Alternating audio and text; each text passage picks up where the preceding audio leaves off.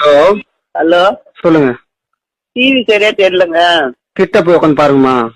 கிட்ட போய் உட்காந்து பாக்கலாம். தட்டி தான் நீங்க வேற யாரு? யாருக்கா போன போட்டு என்ன டிவி தெரியலன்னா என்ன அர்த்தம்? யாருக்கும் செக் பண்ணிட்டு போட்டேன் நம்பர் நீ வை.